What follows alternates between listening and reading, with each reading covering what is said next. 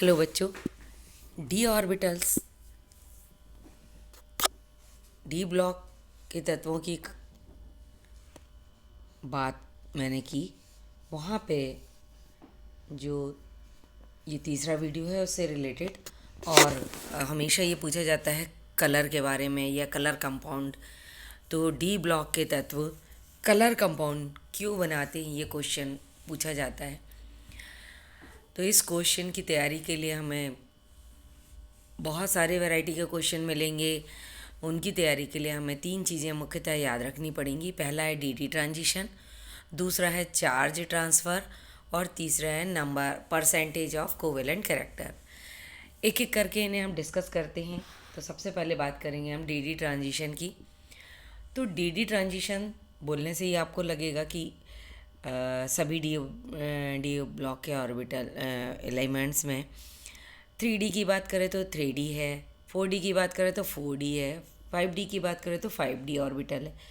तो ये 2D कहाँ से आए? तो अगर आपने मेरे पिछले वीडियोस देखे हैं तो वहाँ मैंने डिस्कस किया है डी ब्लॉक की डी ऑर्बिटल्स की शेप के बारे में।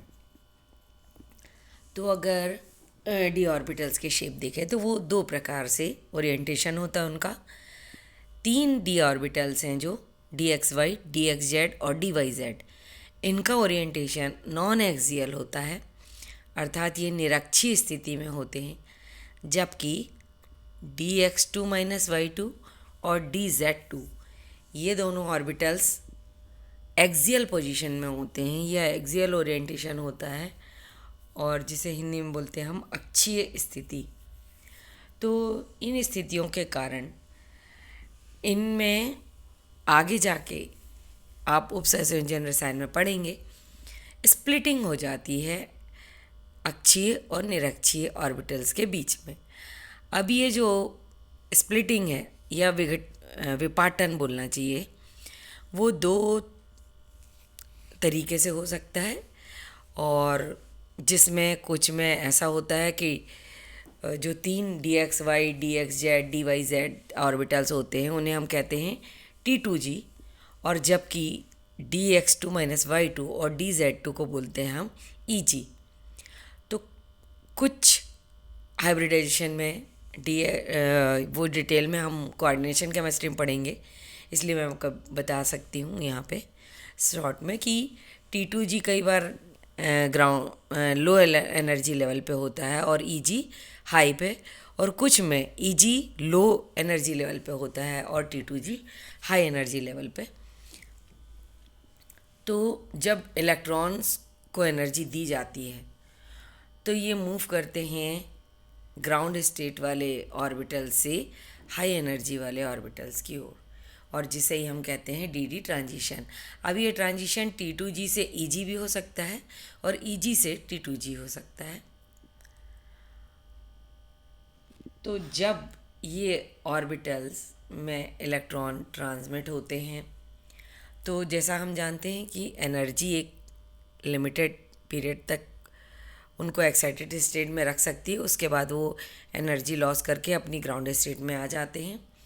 और इस दौरान जब ये अब हाई एनर्जी लेवल से लो एनर्जी लेवल की ओर इलेक्ट्रॉन्स मूव करते हैं, तो ये जो इनने लाइट एब्जॉर्व की थी, जो एनर्जी एब्जॉर्ब की थी, वो लाइट के रूप में एमिट करते हैं या छोड़ते हैं, और ये लाइट ही इन्हें कलर या रंग प्रदान करती है।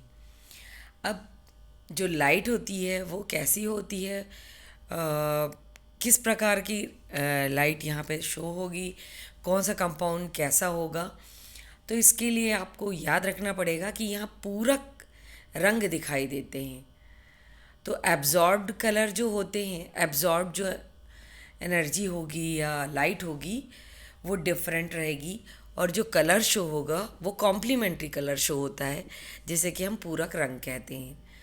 तो यहाँ पे आप बहुत आसानी से देख पा रहे होंगे, एब्जॉर्ब लाइट है वो ब्लू, रेड और येलो है,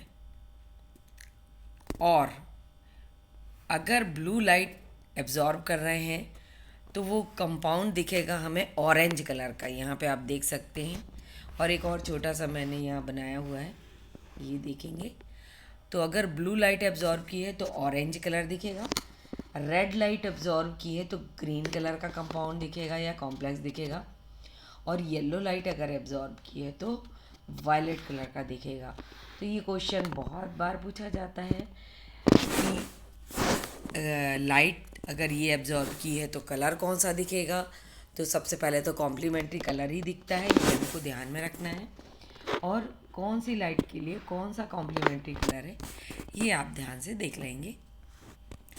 दूसरी बात है जो कलर को डिसाइड करती है वो है चार्ज ट्रांसफ़र। अब कुछ इसके जस्ट पहले वाले वीडियो में मैंने बताया था मैंगनीज़ और क्रोमियम की वेरिएबल जो ऑक्सीडेशन नंबर थी उसके बारे में हमने बात की थी। तो वहाँ मैंगनीज़ का जो मैक्सिमम ऑक्सीडेशन नंबर है वो +7 है और क्रोमियम का है +6। तो पोटेशियम पर मैग्नेट KMnO4 में मैंगनीज है +7 में, और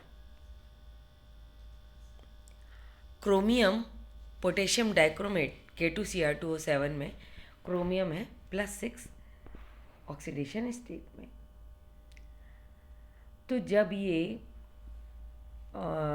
+7 स्थिति में रहती हैं मैंगनीज और क्रोमियम +6 में, तो ये कलरलेस कंपाउंड रहते हैं।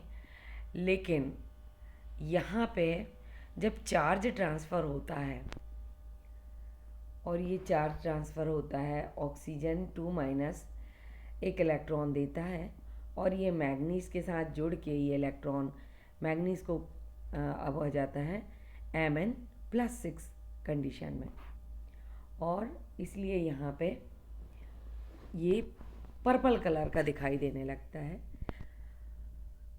तो पहले ये कलरलेस था जब +7 कंडीशन ऑक्सीडेशन स्टेट थी मैंगनीज की, लेकिन जो ही इसकी ऑक्सीडेशन स्टेट +6 हुई ये कलर्ड कंपाउंड में चेंज हो जाता है।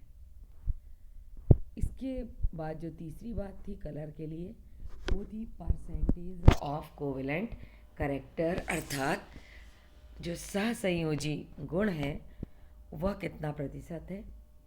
इसके लिए एक रिलेशन बहुत अच्छा सा दिया हुआ है, उसे आप याद रख लेंगे कि जो सहसंयोजक गुण समानुपाती होता है सहसंयोजक गुण के, और जो कि समानुपाती होता है एनायन के आकार के। तो अब इसको एक एग्जाम्पल के द्वारा समझ लेते हैं। अगर हम बात करें AgCl की, AgBr की और AgI की, तो एनायन मतलब हम बात कर रहे हैं Cl-, Br- और I-। तो जैसे कि बताया है यहाँ की परसेंटेज ऑफ कोवेलेंट कैरेक्टर या सहसंयोजी गुण का जो प्रतिशत है वो समानुपाती होता है एनायन के आकार के। अर्थात अगर एनायन का आकार बढ़ता है तो कोवेलेंट कैरेक्टर भी बढ़ता है। तो अब बहुत आसान हो गया इसे समझना। AgCl में क्लोराइड है जिसका आकार ब्रोमीन की तुलना में छोटा है, और ब्रोमीन का आकार आयोडीन की तुलना में छोटा है। तो इसलिए इनका जो AgCl की बात करें तो ये वाइट कलर का होता है। AgBr पेल येलो मतलब हल्का पीलापन लिए हुए कंपाउंड होता है, जबकि AgI डार्क पीले रंग का होता है। तो इस प्रकार हम ये कंपैरिजन करके बड़ी आसानी से इन तीनों गुणों को ध्यान में रख के किसी भी प्रकार के क्वेश्चन को सॉल्व कर सकते हैं। और इसमें कई प्रकार के क्वेश्चन घुमा के कॉम्प्लीमेंट्री कलर के बारे में, चार्ज ट्रांसफ़र के बारे में, डी ट्रांजिशन के बारे में और कोवेलेंट कैरेक्टर के बारे में पूछा जाता है। तो मेरे हिसाब से ये मुझे ऐसा लगता है कि ये वीडियो आप लोग को बहुत हेल्पफुल होगा और आप पूरे नंबर इसमें स्कोर कर सकते हैं। सो नेक्स्ट वीडियो तक take care, goodbye, take care.